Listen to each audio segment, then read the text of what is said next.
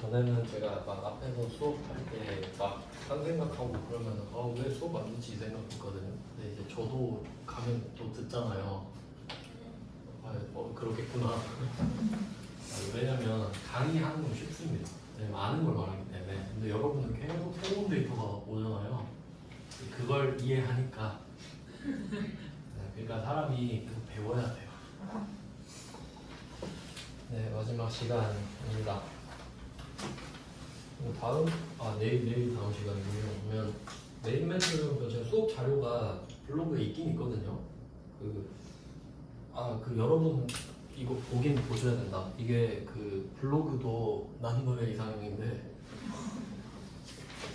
이제 나이 먹으니까 아이디 만들기도 귀찮아가지고 그냥 제 이름 쓰긴 그렇고 해서 그냥 이렇게 블로그도 있어요. 여기에 가면은 그 수업 자료 중에 통합 자료라는 게 있습니다. 통합 자료. 그러니까 이게 제가 그 1년 반 전에 마지막 수업할 때 올려놓은 건데, 근데 이번은 첫 수업이니까 그 자료를 일단 그대로 쓰려고요. 그리고 이제 다음부터는 업데이트를 하는 거 할 거거든요. 근데 이제 여러분은 그때 끝나셨어도 제가 강의랑 그 자료는 업데이트를 할 거니까 계속 보시면 돼요. 근데 멘토한테 말하면 안 돼요. 멘토한테 말하면 나한테 강의 다 들어갈 거 아니에요. 그러니까 여러분 계속 공짜로 들으려면 멘토한테 모르는 척 하셔야 된다고요. 영상이 있어요? 그러세요? 그리고 그냥 들으시라고 이렇게. 통합 자료 왜 통합 자료냐면 그 회계 1급, 세무 2급, 세무 1급을 제가 통합해서 자료를 만들었어요. 왜냐면 이게 회계 1급만 하려고 하면은 다 쳐내야 되거든요. 그래서 그냥 통합 자료로 만들어 버렸어요. 그래서 여기에 보면은 일반 전표가 몇 문제지? 한 200문제 있나? 이거 보셔야 돼요, 여러분. 왜냐면 제가 그 전에 강의하셨던 분들이 얼마나 훌륭하신 분들인지 모르지만 그걸 별개로 저는 그냥 딴 사람을 안 믿거든요. 그러니까 저는 제 수업을 할 때 저 기준을 맞춰야 되기 때문에 일반 전표 이거를 여러분이 개인적으로 푸셔야 된다. 그리고 만약에 이걸 풀다 이거 상당히 난이도 있습니다. 이거 풀다가 막히면 오늘 제가 오후에 찍을 강의를 그걸 보셔야 된다 이거지. 그럼 여러분은 이제 시간을 2배로 쓰실 수 있고 2배로 공부를 하셔야 돼요. 대신에 합격률은 확실하게. 네. 사실 제가 항상 말하는 건데 자격증을 위한 자격증은 의미가 없습니다. 그러니까 입장을 바꿔서 생각해 보시면 왜 자격증을 따야 되는지 한번 생각해 보세요, 여러분. 그러니까 만약에 여러분이 인사 담당자예요. 근데 이제 새로운 직원을 뽑으려고 그래요. 근데 막 200명 막 지원하는 거야.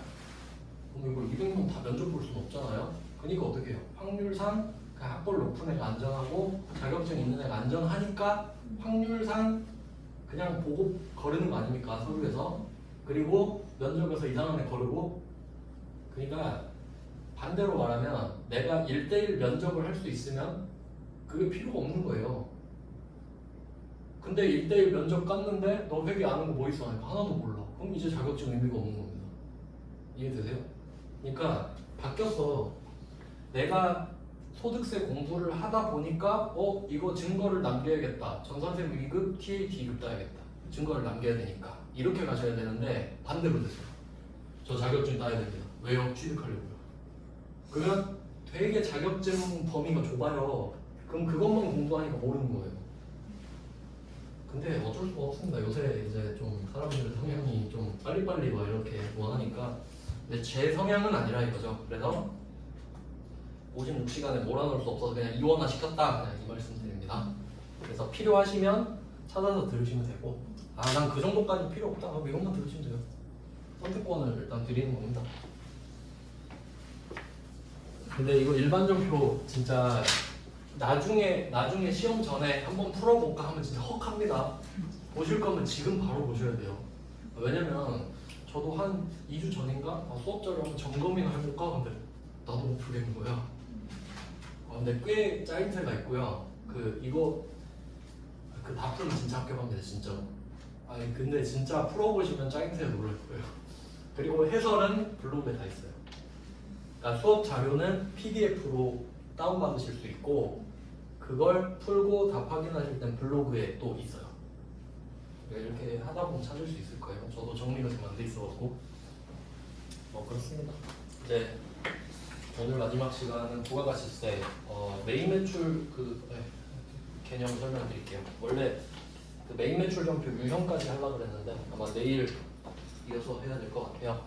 그럼 일단 명칭 설명드렸고요. 이제 어떻게 해야 매출세액을 내는지, 어떻게 해야 매입세액을 돌려받는지 요건을 볼게요. 요건.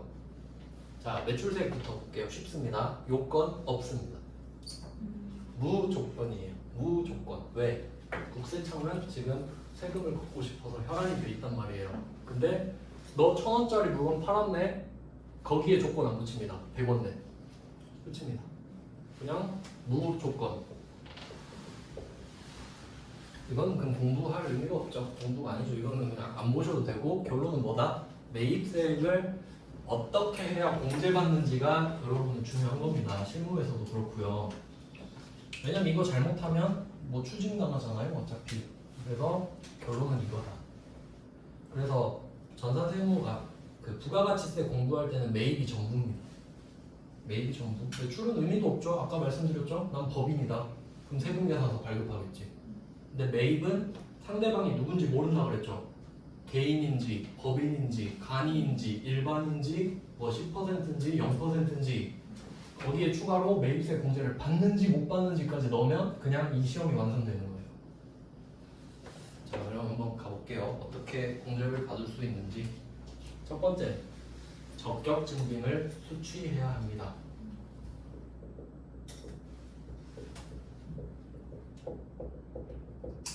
증거가 남아야 되죠. 증빙. 그 회계랑 세법 하면요. 회계 세법 하면 딱 뭐가 떠올라야 하냐면 증빙.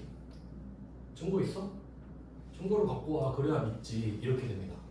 증거가 중요해. 근데 여기서 포인트는 증빙이 아니라 적격 증빙이죠. 국세청이 인정하는 적절한 증빙을 갖고 와라. 그냥 증빙은 안 돼. 왜냐면 그냥 증빙은 뭐 그런 거예요. 예를 들어서 뭐 고등학생 때 아빠한테 아빠 나 책 사게 3만 원 줘. 그럼 만약에 아빠가 나를 안 믿으면 너 책 사고 영수증 받아와. 그럼 강제로 잔돈까지 줘야 되죠? 그런 것도 증빙은 되죠. 근데 국세청이 그거 인정하겠냐? 뭐 그런 느낌이에요. 국세청이 인정하는 거 갖고 와라. 자, 그러면 증빙 이제 갑니다. 증빙. 아시는 거 뭐 있어요? 일단 제일 유명한 거 세금계산서죠. 주인공이죠. 그러니까 주인공 한 명씩은 알고 있어야죠.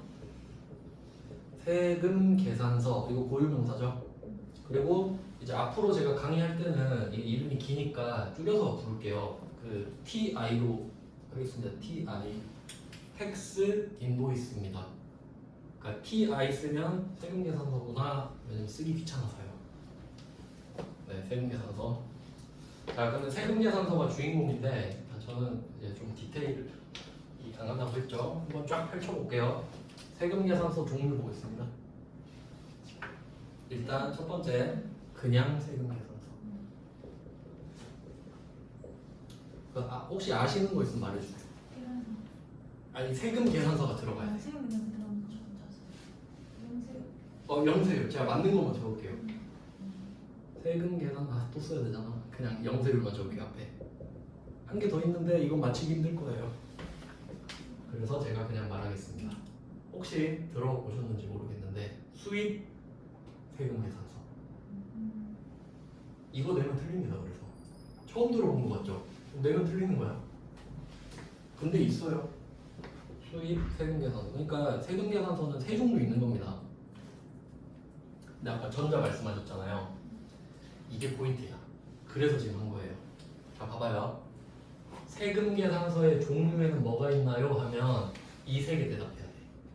그냥 세금계산서랑 영세율 세금계산서랑 수입 세금계산서.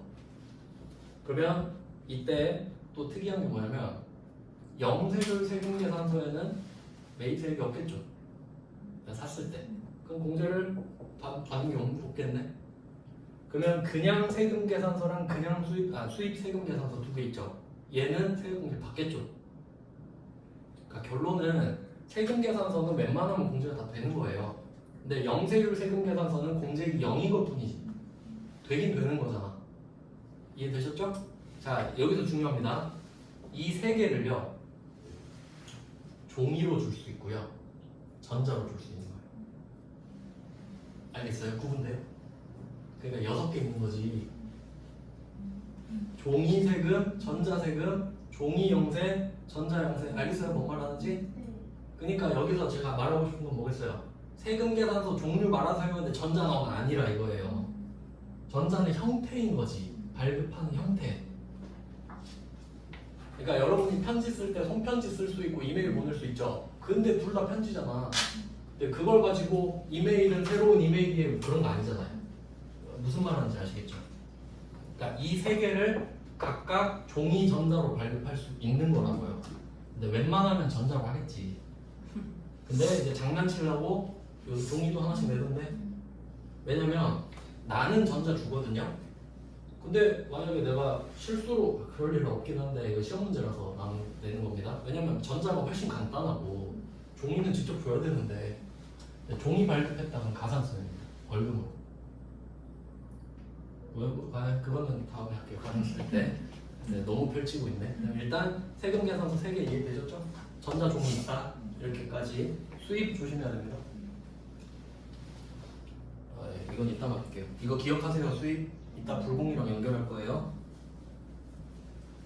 이게 펼치면 한도 끝도 없습니다. 근데 제가 알기로는 이렇게까지 안 합니다. 진짜 다. 절대로. 그러면 이제 적격증빙이니까 세금 계산서 하고 이거 중요해요. 영수증입니다. 이게 끝입니다. 증빙은.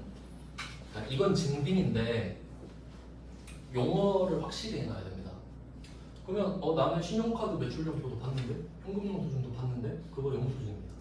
왜냐면 영수증의 정의가 뭐냐면요, 그 증빙에 공급받는 자 있죠, 물건 사는 사람 이름이랑 부가가치세가 기재된 걸 세금계산서라 그래요.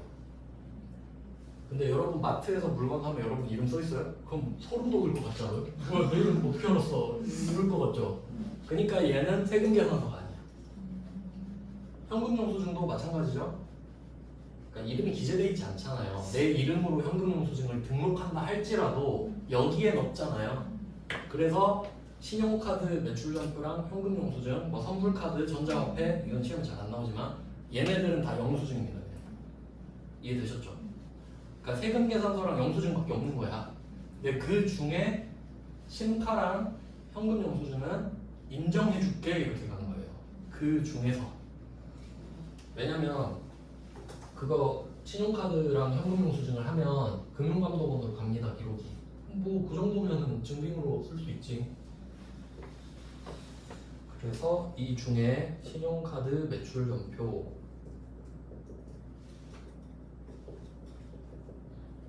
현금영수증, 시험에 나오는 건 이거죠.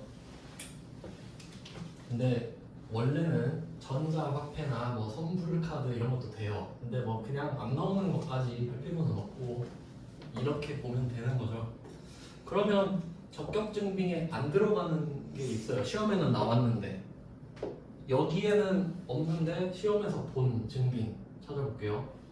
혹시 시험 문제 풀다가 간이영수증이라는 말 들어보셨나요? 그럼 여기에 있어요? 그럼 얘는 적격증빙인가요? 아닌 거예요. 간이영수증이 뭔지 모르겠는데 아닌 거. 제가 예를 들어드릴게요. 제가 그 정규직이었을 때는 여기 그 지하 주차장이 있어요. 그 주차비를 지원받았어요. 9만 원인데 월 9만 원인데 내가 일단 9만 원을 내고 그 지하 직원분한테 저 그 간이영수증 써주세요. 3장이에요. 3장. 왜냐면 이게 그 법인세까지 가야 되는데 한 장 그 종이에요. 금액을 내가 써요. 그럼 가라잖아요, 솔직히. 근데 3만 원까지 봐줘요, 그냥. 그러니까 9만 원이면 3만 원 3개 끊으면 그냥 봐줘. 하나, 둘, 셋 해가지고. 근데 9만 원 쓰면 안 돼요. 그런 게 간이영수증이야. 그러니까 옛날에는 그거예요. 막 중국집 시키면 그냥 영수증 뭉치를 그냥 같이 줬다고요. 알아서 쓰라고. 그러니까 완전 걔 가라예요. 근데 그냥 3만 원까지는 법인세에서 봐주거든요. 그러니까 법인세 영역이고 부가가치세랑 아무 상관없어. 근데 이걸로 세액공제 되냐? 그럼 국세청한테 꺼지라고 그러죠. 아니 뭐 그딴 걸 갖고 왔냐고. 나가리 바로. 이해되시나요? 그러니까 얘는 나오면 아 적격증빙 아니구나. 세액공제 안 된다. 또 얘는 나가리. 그러면 증빙을 안 받았다 그러면요? 당연히 안 되죠. 아니 증거가 있어야 된다니까. 그러니까 증거를 받아도 안 되는 거랑 안 받으면 당연히 안 되죠. 그리고 이제 또 디테일 갑니다. 신용카드 매출점표랑 현금영수증은 금융감독원으로 간다 그랬어요. 그냥 조회하면 나오죠. 그 신용카드 회사도 긁으면 쭉 나오잖아요. 근데 세금 계산서는 엄밀히 따지면 둘만의 거래죠. 둘만의 거래. 그러니까 전자로 남기는 게 제일 좋은 거예요. 그 참고로 종이 세금 계산서는 5년간 보관 의무가 있습니다. 엄청 귀찮죠. 5년 보관하겠어요? 엄청 써야겠지. 그냥 전자로 보내면 끝이지 그냥. 그래서 이 세금 계산서는 한 개 더 있어요. 그러니까 신카랑 현금영수증은 세금 계산서가 아닌데도 인정을 해주는 거죠. 어차피 기록 찾으면 나오니까 사고 판 거 내가 확인했어. 근데 세금 계산서 모르잖아요. 그래서 이게 세금 계산서 합계표라는 게 있어요.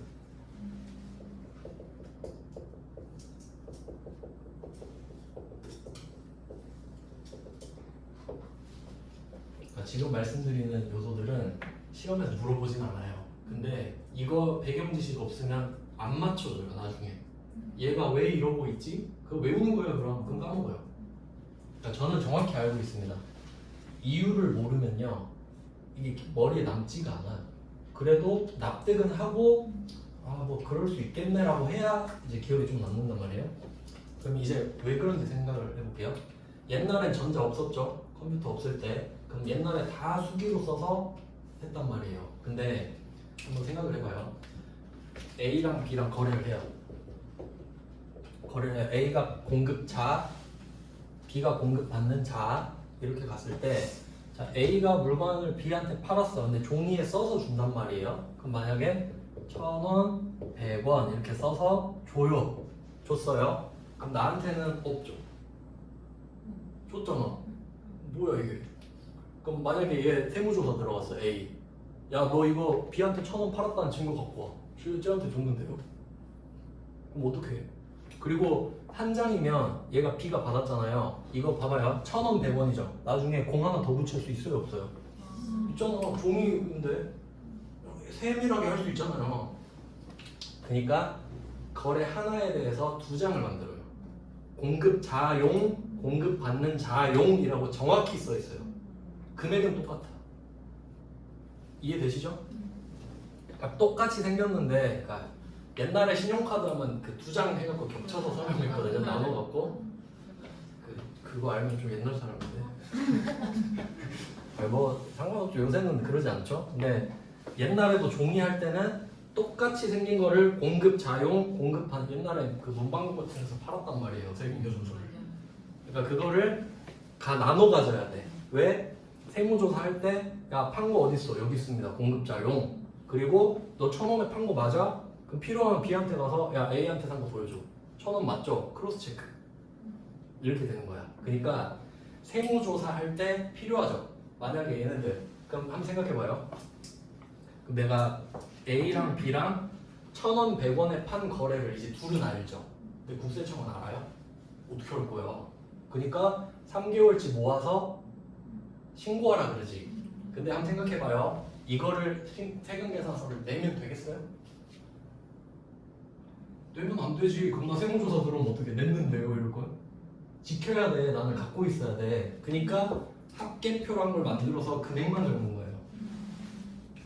그러니까 합계표 해서 A한테 얼마, B한테 얼마, C한테 얼마 이렇게 써서 합계 매출세액 합계표 하나 만들고 매입세액 합계표 하나 만들어서 두 개 신고서에 내는 겁니다. 이해되세요? 그러니까 종이 세금 계산서는 내가 지켜야 돼요. 이거 내는 거 아니에요. 이해되시죠? 그럼 이렇게 말장난 할 수 있겠네. 물건을 공급하고 세금 계산서를 3장 만들어서 하나는 제출한다. 그럼 이거 다 속습니다. 다 속습니다. 그냥 그럴싸하거든. 뭐 그렇지 좋은 말이네 하고 오케이 틀렸죠? 한 거래의 세금 계산서는 몇 장? 2장. 너 하나 나 하나. 이렇게 사이좋게 나눠갖고 신고할 때 내 안 내? 안 내요. 내면 바보예요. 그럼 세무조사할 때 나만 털려요. 이해되셨죠? 그래서 합계표라는 게 있어. 그러면 세금 계산서는 2개로 가야 돼. 신카랑 현금영수증은 세상 사람 다 알죠. 금융감독원이 알고 있잖아요. 근데 세금 계산서는 너랑 나랑만 알지. 그러니까 중요합니다 이거. 세금 계산서를 받았는데 이게 매입자별 세금 계산서 합계표라는 게 있겠죠? 누구한테 샀습니다. 근데 거기에서 누락시켰을 수도 있지. 그러니까 내가 A한테 샀는데 매입자별인데 지금 B예요 B. B인데 A한테 지금 1,100원 샀잖아요. 근데 A 걸 안 써버린 거야. 깜빡하고. 그럼 이거 공제해줘요? 어떻게 알아? 그러니까 상식적으로 접근하셔야 된다고. 그러니까 그냥 시험 문제라서 외우는 게 아니라 그냥 생각을 해보세요. 안 썼는데 해주겠나? 어떻게 해줄 거냐고. 아니 국세청은요 이래요. 갖고 와도 매입세 공제를 안 해주겠다는 이유를 만들어서 안 해주는 애들인데 안 갖고 오면 해주겠냐고. 택도 없지. 그냥 가라 그러지 쿨하게. 이해되시죠? 그러니까 합계표라는 게 있구나라는 거 중요해. 세금 계산서는. 왜? 너랑 나랑만 아니까 국세청한테 알릴 용도로 하나를 만들어. 근데 세금 계산서 자체를 낼 수는 없으니까 그냥 합계표 해서 적고 해서 그럼 이렇게 질문할 수 있죠. 그걸 어떻게 믿어요? 그럴 수 있죠? 그럼 궁금하면 세무조사 하면 되지. 근데 세무조사도 공무원이 하는 거잖아요. 그 말 아시죠? 인건비도 안 나온다. 작은 데는 그냥 눈 감아줍니다. 공무원도 자기 실적 올려야 되는데 YG 이런 데 털고 싶지. 저기 영세한 사람 간이버세자 털고 막 기분 좋아 이러겠어요? 전혀 그러지 않아요. 그냥 적당한 금액은 이런 느낌이라고요. 근데 딱 좀 정치적 이슈 이런 거 있는 거 가서 바로 털잖아요. 그러니까 그냥 합계표를 믿는 셈 치고 내가 그걸 못 믿겠으면 가서 보겠다 이렇게 생각하시면 돼요. 일단 합계표 보고 못 믿으면 가서 네 세금 계산서 본다고. 아시겠죠? 그러니까 세금 계산서는 2단계가 필요해요. 세금 계산서를 받고 매입자별 세금 계산서 합계표에 적어서 제출까지. 아시겠죠? 이거 2개를 완료해야 세금 계산서 의무는 끝나는 겁니다. 근데 신카랑 현금영수증 1단계죠. 긁으면 끝. 금융감독원이 알잖아요. 세금 계산서는 너랑 나랑만 하니까 국세청에 알릴 수단이 필요하다. 이렇게 하면 안 까먹을걸요? 그러겠죠? 그리고 말장난에 안 속습니다. 세금 계산서는 3장을 발급해서 1장을 제출한다? 뭔 개소리야 하고 끄어버려야지. 2장에서 너 하나 나 하나. 그리고 전자면 그냥 이메일로 보내고 끝입니다. 전자로 보내면 얘 둘이랑 효과가 똑같잖아요. 전산에 남아버리잖아요. 그럼 끝이지. 뭐하러 제출 의무가 있겠어요? 이해되시나요? 그러니까 실무에서는 이미 전자로 바뀐 지 오래됐어요. 그러니까 전자 의무가 아닌 사람도 거의 해요. 그러니까 전자를 안 하는 건 거의 탈세밖에 없어요, 사실. 왜냐면 편하잖아요, 서로. 근데 시험에서는 그냥 문제를 위한 문제로 돼요. 그냥 종이를 발급해봤어, 어때? 뭐 이런 거야. 그럼 종이 발급하면 합계표 의무가 따라온다. 이거 내고 싶은 거야, 그냥. 알겠죠? 그럼 내가 전자 발급했어요. 그럼 합계표 의무가 없지. 이미 알고 있는데 국세청이. 상식적으로 이해되시나요? 그러니까 홈택스로 세금 계산서 발급을 딱 쏘면은 홈택스라는 게 국세청이 만든 거잖아요. 거기에 기록을 남기는 거잖아. 그럼 내가 갖고 있을 의무가 없죠. 이미 데이터베이스에 남아있는데. 그런 겁니다. 그래서 말로 낼 수 있다. 종이 세금 계산서를 받았는데 매입자별 세금 계산서 합계표 미제출했으면 못 받는다. 국세청은 몰라요. 둘만 아는 거예요. 홈택스에서 발행한 거는 자동으로 합계표가 나오고 수기는 저희가 회계사무실 맡기잖아요. 네. 그럼 그건 회계사무실에서 다시 학계표를 또 작성해서 보내는 거예요? 네, 그렇게 하는 거예요? 네, 그죠? 그렇게 해야 돼요. 네. 아, 왜냐면 전자는 의무가 없기 때문에 이미 알고 있어서 그 홈택스 긁으면 쫙 나오잖아요. 그거 하고 종이는 어쩔 수 없이 학계표에서 해야 돼요. 개별 그 운송자들이 그 5톤차 이상 운전하는 사람들이 수기기사를 많이 끊으세요. 그 좀 매출액 적으신 분들이 네. 그렇게 하죠. 전자 그거 못하니까. 대출만 하는데 이렇게 그래서 그거는 일단 전자는 홈택스로 하고 아닌 것들만 학계표 이렇게 가요. 그건 좀 번거롭죠 사실. 이렇게 해서 일단은 이제 하나 한 거예요. 적격증빙 수취. 근데 이렇게 공부해야 됩니다. 근데 책에 이러거든요. 적격증빙을 수취하세요. 끝. 그럼 어떻게 외워야 되거든요. 적격증빙을 수취해야 되는구나. 그게 뭔지 모르잖아. 그래서 이렇게 합계표까지 맞습니다. 그러니까 우리는 또 어떻게 부르냐면 우리 법인이라고 그랬죠. 법인. 우리 법인인데 법인은 그리고 과세사업자잖아요. 법인은 전자세금계산서 발급 의무자예요. 왜냐하면 탈세 못하게 법인은. 그래서 법인은 전자 의무거든요. 의무. 그러니까 내가 주는 건 전자예요. 근데 내가 물건을 살 때는 종이 받을 수도 있죠. 그러니까 아까 말씀하신 그런 사례가 나와요. 그러니까 나는 다 전자로 주니까 매출은 깔끔하거든요. 근데 매입은 어쩔 수 없어. 제가 종이 주면 받아야지 어떡해요. 그러니까 그 차이를 아시면 돼요. 그러니까 나는 무조건 전자를 주겠구나. 근데 상대방은 종이를 줄 수도 있겠네. 이렇게 이해하셔야 된다. 그래서 뭐 그러니까 매출이 쉽죠. 매출은 전자세금 계산서 발급하는 것밖에 안 나오잖아요. 거의. 특이하면 뭐 카드 매출 이런 거 나오고. 근데 왜 카드 매출, 현금 영수증 매출도 잘 안 나오냐면 우리가 제조업을 하잖아요. 삼성전자 생각해봐요. 여러분 혹시 삼성전자 공장 가서 갤럭시 산 적 있어요? 없지. 그게 카드 매출이에요. 제조업 입장에서는. 그러니까 제조업은 뭐 전자랜드 이런 데다가 몇 억씩 팔고 그럴 거 아니에요. 그럼 세금 계산 썼을 거 아니에요. 카드 결제하면 수수료가 1억에 2% 200만 원입니다. 그렇잖아요. 그러니까 대규모는 그냥 어음 쓰고 세금 계산서 쓰고 그렇게 하죠. 카드 긁으면 카드 회사만 좋죠. 서로는 안 좋고. 네, 이렇게 적격증빙을 수취해야 한다는 걸 하나 봤습니다. 그래서 세금 계산서는 저절로 합계표 의무까지 이것까지 적격증빙 수취인 거예요. 네, 그 다음에 두 번째는 좀 쉬운 것부터 가죠. 적을 거 엄청 많은데 여기는 이제 이거는 지울게요. 카드 없어가지고.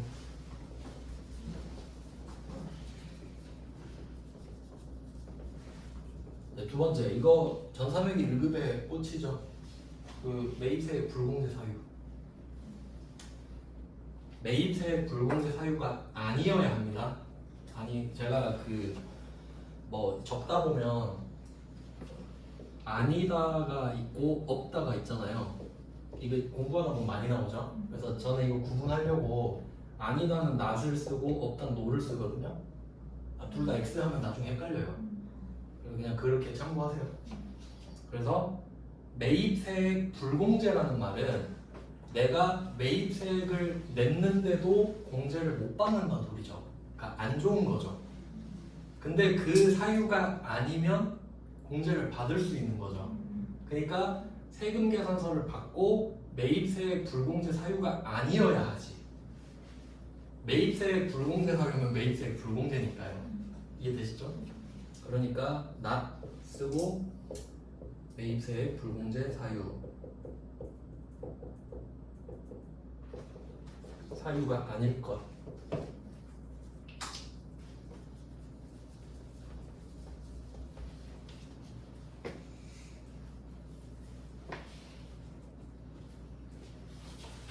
네, 한번 적어볼게요. 그 법의 특징이 이게 조금 짜증나는 건데 열거주의라고 하죠. 법에는 항목이 열거돼 있습니다. 그리고 그 항목에 없으면 아닌 겁니다. 되게 좀 쿨하긴 한데 그게 좀 약간 약점이 되기도 하죠. 그리고 참고로 세법이 어떻게 발전하냐면요. 그 삼성전자, 뭐 현대 이런데 그 최고의 법무팀이 있지 않습니까? 변호사, 세무사, 회계사 드림팀 있죠. 거기서 항상 세금을 줄이는 방법을 연구해요. 그럼 그걸 한번 써먹잖아요. 그럼 그 뒤에 국세청이 따라가서 그걸 막아요. 세법이 그렇게 발전해요.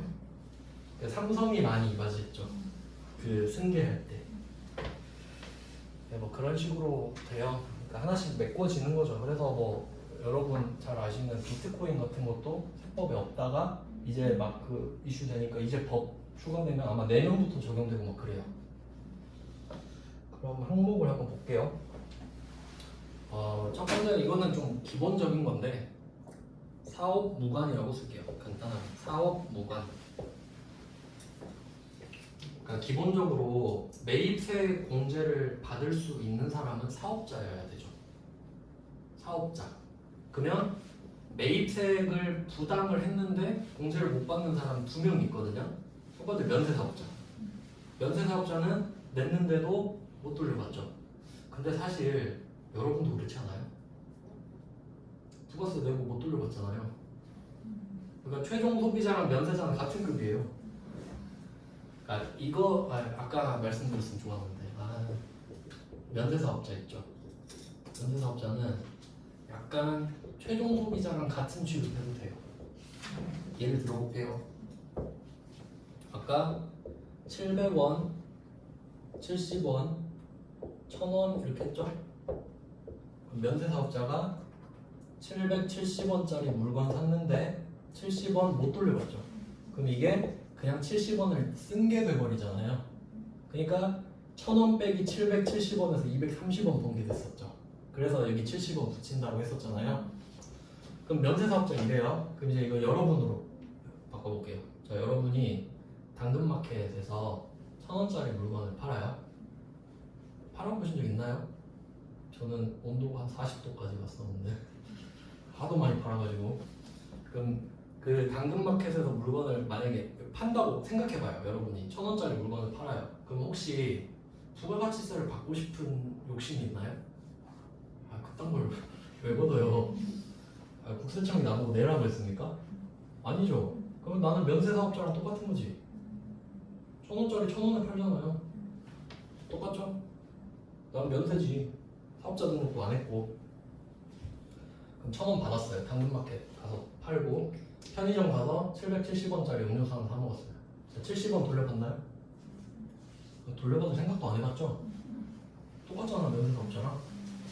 그러니까 면세사업자는 왁구가 그냥 최종 소비자랑 똑같다. 똑같죠? 네, 그럼 이제 공부 2번 할 필요 없잖아. 최종 소비자는 면세자 사업자랑 똑같다. 아까 했어야 되는데. 네, 그러면 면세사업자는 사업과 관련이 있어도 안 되죠. 그러면 이거랑 바로 묶으면 되겠네요. 면세사업 관련도 안 돼. 이렇게 두 개를 묶어버려야 사업자들이 아무 말 못하지. 매입세액, 지금 이것도 중요한데요. 지금 매입세액 불공제 사유를 적고 있는 겁니다. 그리고 이 매입세액 불공제 사유가 아니어야 세액공제를 받는다 소리예요. 잘 정리하셔야 돼요. 그러면 매입세액 불공제다. 그러면 과세사업자가 사업과 무관한 거 당연하죠. 사업이랑 관련 없는데 왜 해주겠습니까? 그러니까 이건 무슨 말이냐면 이런 경우 근데 실제로 많아요. 그러니까 예를 들어 내가 사업자 하나 차려놨어요. 예를 들어 뭐 김밥집을 해봅시다. 내가 김밥 만들어 팔아요. 근데 집에 한 40인치 TV가 사고 싶어요. 근데 나 김밥집 쪽 사업자 있잖아요. 그러면 TV를 그 사업자 이름으로 세금계산서를 받아요. 달라고 할 수도 있지. LG전자 가서 세금계산서 100만원짜리 110만원 주세요 해서 10만원을 공제받은 겁니다. 그리고 이걸 어디로 갖고 가요? 집으로. 이런 일이 없을까요? 지금도 일어나고 있을 거예요. 지금 이 순간에도 지금 설치하고 있는 집도 있을 거예요. 근데 어떻게 알아요? 알 수 없죠? 근데 왜 이렇게 해놨냐? 들키면 삥 뜯을 건덕지가 있어야 될 거 아닙니까? 그러니까 적어놓은 거예요. 들키면 추징한다 이겁니다. 안 들키면 합법이지. 무단횡단도 안 들키면 합법 아닙니까? 걸리면 그냥 딱스 떼는 거고 다 그런 거지 뭐. 그러면 사업부가 무관한 거는 안 된다고 일단 해놓은 거예요. 그러니까 조심해라 이거지. 근데 그러고 있다 지금. 그러고 있어요. 근데 이거 걸렸어. 그럼 10만 원 토해내면 돼요. 가산세랑 같이. 근데 그럼 면세사업자가 이거 보고 달려와. 아니 저는 사업과 관련 있는 걸 샀는데도 세액공제가 안 되는데요? 그 바로 달아놨지. 면세사업 관련도 안 돼. 그러니까 법이 이렇게 만들어지는 거라고요. 법을 만들면 누가 댓글을 달 거 아니에요. 그럼 면세사업자인데 사업과 관련이 있는데도 안 됩니다. 면세사업자도 안 돼요. 추가해버린 거예요. 그러니까 실제로 그렇게 한 줄씩 늘어나요. 네, 그래서 이 두 개는 세트로 보시면 되고, 그리고 사업 무관의 예외가 또 있는데 이렇게 좀 적을 거 많아요. 6개 적어야 돼. 여기에 이제 잘 아시죠? 그렇게 배우셨을 것 같은데 접대비라고 배우셨죠? 그 명칭 바뀐 거 아시죠? 기업초로 바꿨잖아요. 절대 접대비스럽지 않은 이름으로 기업 업무 추진비로 바뀌었죠. 접대비가. 근데 뭐 반은 맞고 반은 틀린 것 같네요. 그 제 친구가 건설에서 공사과장 했었는데 지금은 딴 데 가서 부장 됐더만. 근데 걔가 하는 말이 진짜 접대 효과가 어마어마하다고 했습니다. 지금도 그 공무원 쪽이랑 거의 하는데 하는 게 접대예요. 걔 술상무예요 그냥. 그러니까 공무원, 왜냐면 공무원이 이제 좀 고위 공무원이 되잖아요. 사무관 이 정도 되면 그러니까 나의 그 권한이 생기죠. 내가 판단할 수 있는 게 생기죠. 그러면 예를 들어 그런 거예요. 지금 북구청 막 짓고 있는데 내가 북구청을 지어야 된대. 북구청장이. 그러면 누가 뭐 관리하는 사람 있을 거 아닙니까? 야 네가 괜찮은 업체 좀 따와봐. 그럴 수 있죠. 그러면 접대 잘해주는 애한테 발주할 수 있잖아요. 그러니까 네, 좀 그래요. 현실이죠. 그러니까 기업 업무 추진비 아니에요. 한번 딱 놀아주면 형님 저 해주십시오 하는 거 아니에요? 기업 업무 추진비. 자 근데 보세요. 그럼 누가 이렇게 말해? 접대비도 그럼 사업 관련 있는 거 아닙니까? 그럼 접대비 안 돼. 해버렸다고. 기업 업무 추진비는 사업과 관련이 있습니다.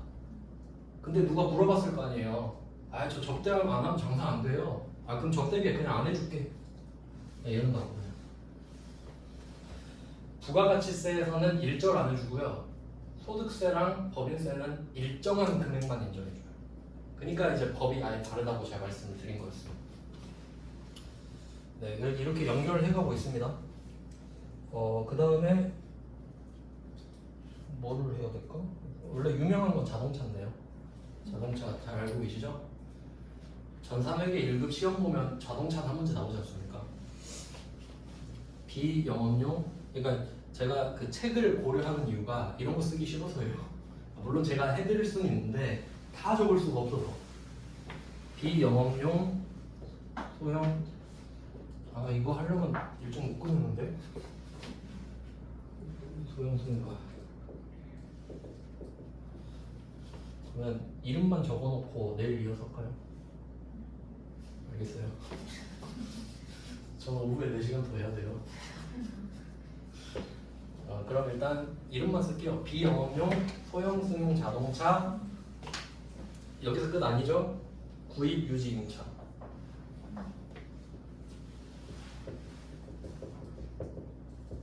이 말은 요새 초록색 번호판 본 적 있으신가요?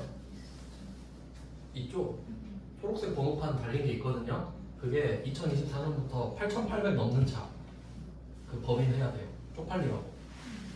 근데 내가 보기엔 자랑스러워하는 것 같은데 나 법인차 받았어 하는 느낌인데 별로 의미 없는 것 같아요. 나 같으면 그냥 초록색 달고 탄다. 부끄럽나 그게? 그냥 한글로 법인 이렇게 써야 부끄럽죠. 그냥 네 이렇게 해서 그러니까 차를 싫어해요. 왜 그러냐면 요거까지 설명해 드릴게요. 내일 다시 하고 여기서 소형 승용 자동차 있죠. 느낌이 어때요? 소형 승용 자동차 이런 거 모닝, 스파크, 레이, 캐스퍼 이런 거 생각나죠? 아니에요. 여러분이 탈 수 있는 모든 차가 소형 승용 자동차예요. 그러니까 극단적으로 말씀드리면 25톤 차 있죠? 겁나 큰 거 그것보다 작은 소형. 대충 그런 느낌이라고 그냥. 정확히는 아니고 그냥 사람이 타는 건 소형이라 불러요 그냥. 그러니까 여기서 포인트는 소형이 아니라 승용이지. 승용차. 그러니까 차를 두 가지로 나누면 되거든요. 승용차, 화물차. 사람을 실을래, 짐을 실을래.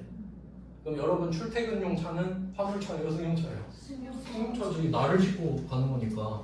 근데 화물 기사분들은 짐을 싣기 위해 운전자가 필요한 거니까 그건 화물차지.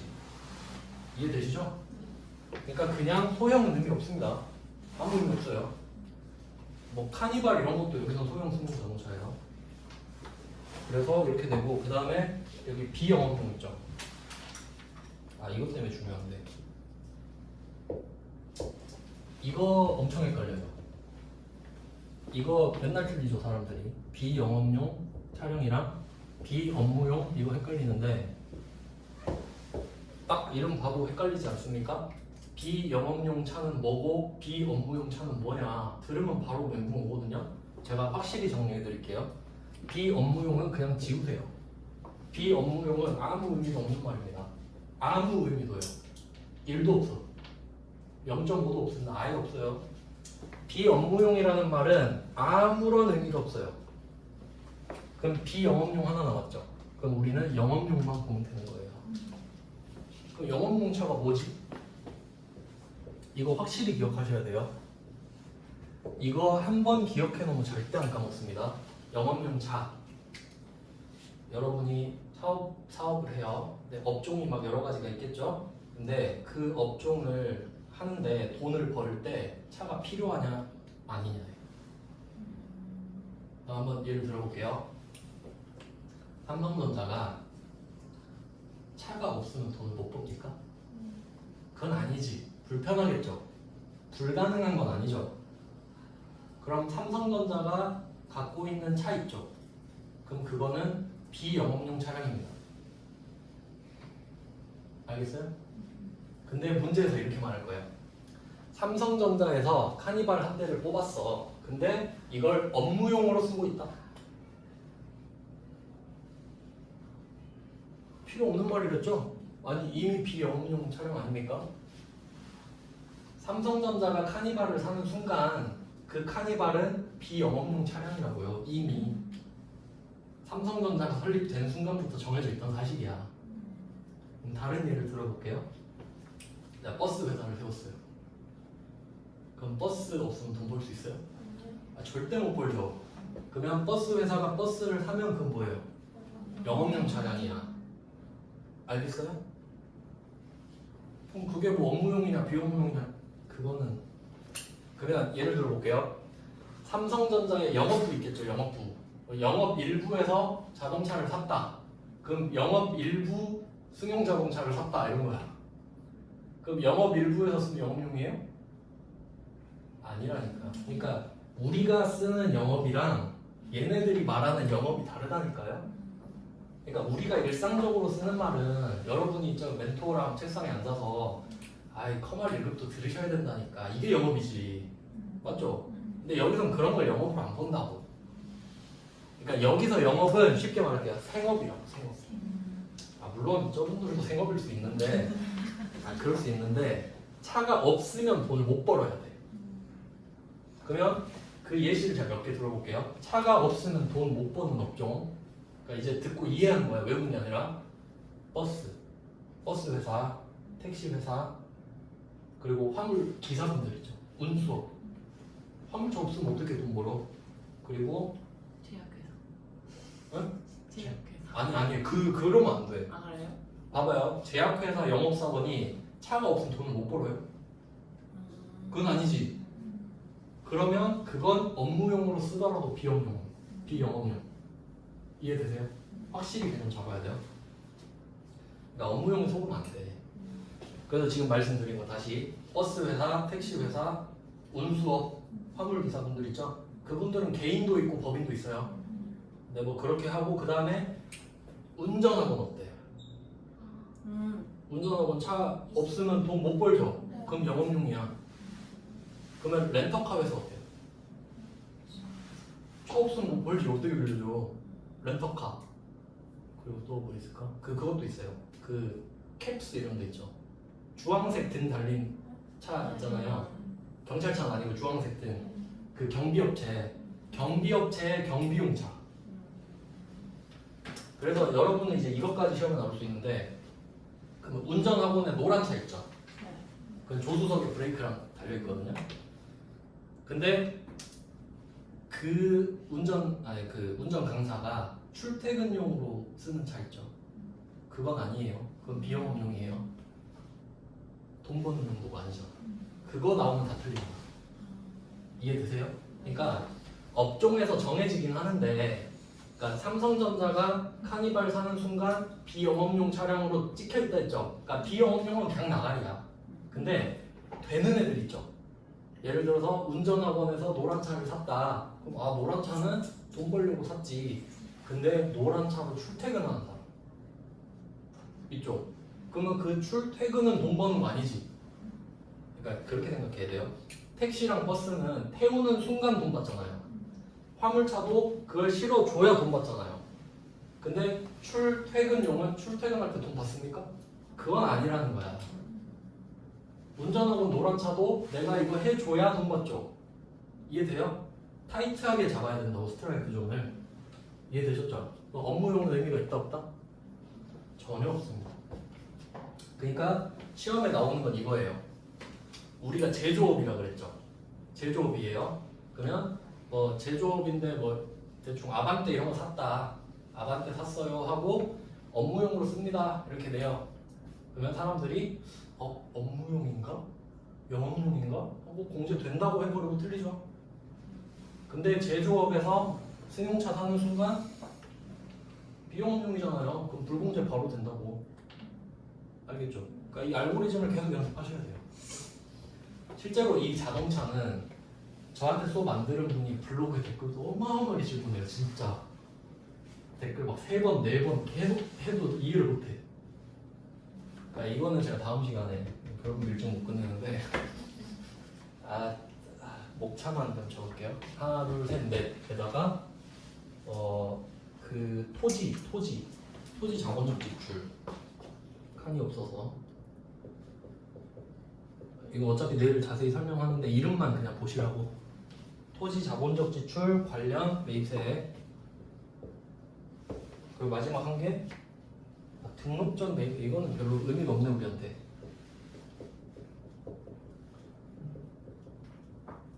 요거는 우리 수험과 관련이 없고요. 우리가 봐야 될 건 하나, 둘, 셋, 넷, 다섯. 토지 자본적 지출까지. 그래서 내일 면세사업부터 아니다. 다시 볼게요.